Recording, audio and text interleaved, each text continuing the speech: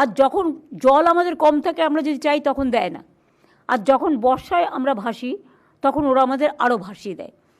ফরাক্কাতেও দেখুন যখন চুক্তি হয়েছিল, মানে গঙ্গা ওয়াটার চুক্তি, তখন ফরাক্কায় ঠিক হয়েছিল 700 কোটি টাকা রাজ্যকে দেবে ফর দ্য ডেভেলপমেন্ট, কিন্তু সেই টাকার 1 পয়সাও দেওয়া হয়নি।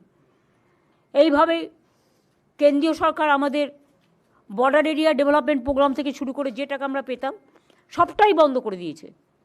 আমরা যেন ওই আগে আমরা গল্প পড়তাম না, কি যেন সৎমা আর সুয়োরানি দুয়োরানি, ওদের সব হচ্ছে সুয়োরানি, আমরা হচ্ছে দুয়োরানি।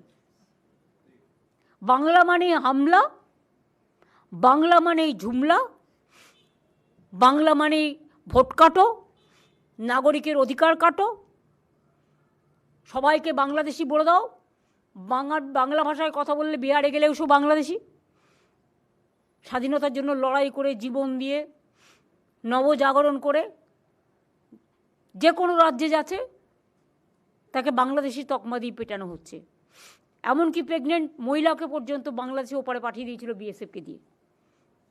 এই অত্যাচার তো চলছে, পুরো সন্ত্রাস যেদিন থেকে ক্ষমতা এসছে। আমার সারা জীবন স্ট্রাগলের মধ্যে কেটেছে, যতদিন সিপিএম ছিল মার খেতে খেতে এগিয়েছি, জীবন মৃত্যু পায়ে ভিত্ত করে এগিয়েছি। আর যেদিন থেকে এই বিজেপি সরকার এসছে, সকাল থেকে রাত পর্যন্ত যেন মনে হয় আমরা এখানে অপোজিশনে আছি আর ওরা রুলিংয়ে আছে।